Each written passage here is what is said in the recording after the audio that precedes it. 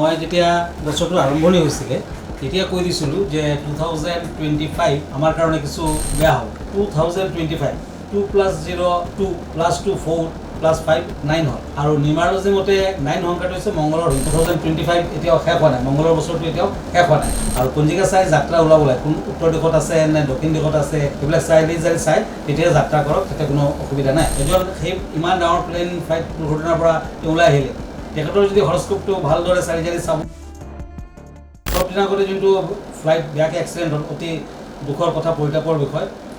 সেই বিষয়ে যদি মই চাবলৈ যাওঁ তেতিয়াতো সাংঘাতিক বেয়া।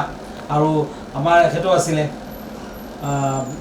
যোনটো এক্সিএম যোনজন আছিলে তেখেতৰ মৃত্যু হ'ল মানে একচুৱেলি তেখেতৰ এটা ভাল নাম্বাৰ আছিলে, লাকি নাম্বাৰ আছিলে, সেইটো হৈছে 1206 1206 আৰু সেইদিনাখন যিটো ডেট সেইটো ডেটতে তেখেতে দেখা গ'ল যাত্ৰা কৰিলে, তেখেতৰ গাড়ী নাম্বাৰবোৰ তেনেকুৱা আছিলে।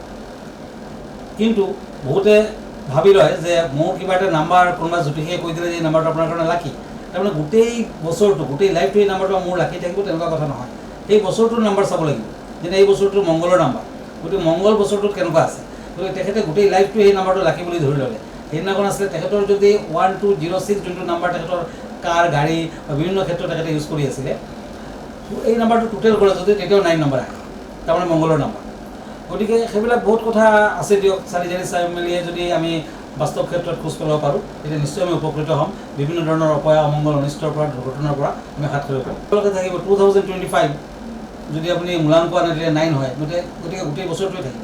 ইয়াৰ ভিতৰত এজন আকৌ বাচি গ'ল, এজন সেই ইমান ডাঙৰ প্লেন ফ্লাইট দুৰ্ঘটনাৰ পৰা ওলাই আহিলে, তেখেতৰ যদি হৰস্কোপটো ভালদৰে চাই চাব লাগে বা চাব পৰা যায়, আপুনি মন কৰিব তাতে তেখেতৰ মংগল অতি ষ্ট্ৰং আছিলে, মংগল নিশ্চয় ভাল জেগাত আছিলে আৰু মংগল ভাল জেগাত থকাৰ বাবে ইমান ডাঙৰ এক্সিডেণ্টৰ পৰাও তেখেতে কিন্তু ওলাই আহিলে, তেখেতে বাচি আহিলে।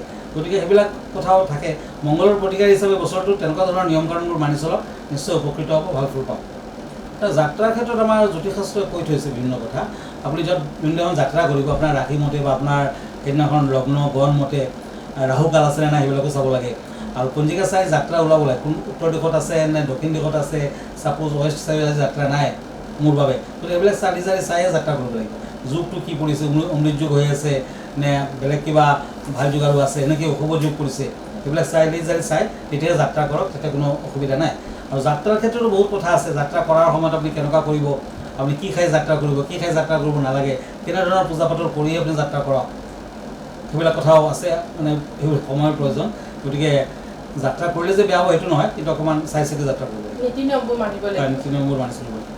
মই অকণমান আগত কৈছোঁ যে হনুমানক কোৱা হয় পৱন পুত্ৰ, বায়ুৰ পুত্ৰ। গতিকে বায়ুৰে যাত্ৰা কৰাৰ সময়ত এই বছৰটো যেতিয়া মংগল বেয়া, আপুনি হনুমানৰ ভৰিৰ পৰা অকণমান সেন্দুৰ আনি নিজে ফুট ল'ব লাগিব, হনুমানদেৱক সেইদিনাখন পূজা পাতল কৰি ওলাব লাগিব, পাৰিলে সৰু চাই এটা হনুমানৰ ফটো জেবত ৰাখিব লাগিব। আৰু এটা ডাঙৰ কথা হৈছে এই বছৰটো কিন্তু গ্ল'বেল ৱাৰ্মিংটো আৰু বেছি বৃদ্ধি পাব, কাৰণ মংগলৰ বছৰ, মংগল হৈছে তেজ, ৰক্তপাত, জুই, অগ্নিপাত, সেইবিলাকৰ প্লেনেট। গতিকে এই বছৰটো কিন্তু গ্ল'বেল ৱাৰ্মিঙৰ ক্ষেত্ৰত যথেষ্ট অশুভকাৰ। আচলতে এনেকুৱা, মই যেতিয়া বছৰটো আৰম্ভণি হৈছিলে তেতিয়া কৈ দিছিলোঁ যে 2025 আমাৰ কাৰণে কিছু বেয়া হ'ব, অশুভ বছৰ হ'ব। কাৰণ হ'ল অকল আমাৰ বুলি নহয়, গোটেই পৃথিৱীখনৰ ওপৰতে ইয়াৰ কিছু প্ৰভাৱ পৰিব আৰু ভাৰতবৰ্ষৰ ওপৰত অকণমান বেছিকৈ পৰিব। ইয়াৰ কাৰণটো হ'ল ভাৰতবৰ্ষৰ মকৰ ৰাশি, অধিপতি হৈছে শনি। ঠিক তেনেকুৱা মংগলৰ লগত শনিৰ সম্পৰ্কটো বৰ এটা ভাল নহয়। যেনে এখন হৰস্কোপত শনি মংগল একেলগে যদি বহি থাকে, নতুবা দৃষ্টিপাত হয়, তেতিয়া দুৰ্ঘটনা এক্সিডেণ্টৰ যুগ থাকে। গতিকে 2025 আৰম্ভণি হৈছে মংগলৰ বছৰ হিচাপে। 2025 2 + 0 2 + 2 4 + 5 9 হ'ল আৰু নিউমাৰলজি মতে 9 সংখ্যাটো হৈছে মংগলৰ সংখ্যা। গতিকে বছৰটো মংগলৰ বছৰ আৰু মংগল বছৰটোৰ আৰম্ভণিতে কৰ্কট ৰাশিত নিচস্থ হৈ আছে। ইয়াৰ লগত বৰ্তমান মংগল বহি আছে সিংহ ৰাশিত, কেতুযুক্ত হৈ আছে আৰু ৰাহুত দৃষ্ট হৈছে। গতিকে মংগল আৰু বেছি বেয়া জেগাত আছে আৰু মংগল বেয়া হোৱাৰ বাবে গোটেই বছৰটোৱে বিভিন্ন ধৰণৰ অপয়া অমংগল, বিভিন্ন ধৰণৰ অশান্তি আদি কিন্তু লাগিয়ে থাকিব। আৰু মংগলৰ বাবে, মংগল বেয়া থাকিলে আমি কাক পূজা পাতল কৰোঁ? আমি বগলামুখী দেৱীক পূজা পাতল কৰোঁ, সাধাৰণতে হনুমানক পূজা পাতল কৰা হয়। হনুমানদেৱ যদি সন্তুষ্ট থাকে তেতিয়া মংগল গ্ৰহে কোনো ধৰণৰ অশুভ প্ৰভাৱ দিব নোৱাৰে। আৰু হনুমানক কোৱা হয় পৱন পুত্ৰ হনুমান। মানে বতাহত তেওঁ উৰি থাকে, পৱন পুত্ৰ। গতিকে হনুমান যদি ৰুষ্ট হৈছে, যদি মংগল ৰুষ্ট হৈছে, তেতিয়া পৱন মানে বতাহৰ লগত সম্পৰ্ক থকা হৈছে আমাৰ এৰ'প্লেন বা এনেকুৱা ধৰণৰ বস্তুবিলাকত কিছু বিজুতি, কিছু ডিষ্টাৰ্ব কিন্তু লাগিয়ে থাকিব। গতিকে বছৰটো আমাৰ বাবে বেয়া। আৰু ইয়াৰ লগতে দেখা যায় যে কেৱল বায়ুমাৰ বুলি নহয়, অকণমান অলপ দিন আগতে হেৰিটো হৈছে, আমাৰ ডাঙৰ ট্ৰেইন এক্সিডেণ্ট হৈছে, কেইটামান ট্ৰেইন এক্সিডেণ্ট হৈ গ'ল, বিভিন্ন ধৰণৰ নেচাৰেল কেলামিটিবোৰো আহি আছে, ইভেন আৰ্থকুইক হৈ গ'ল, কেইটামান ম্যানমাৰৰ যোনটো হ'ল, হয় ভূমিকম্পবিলাক।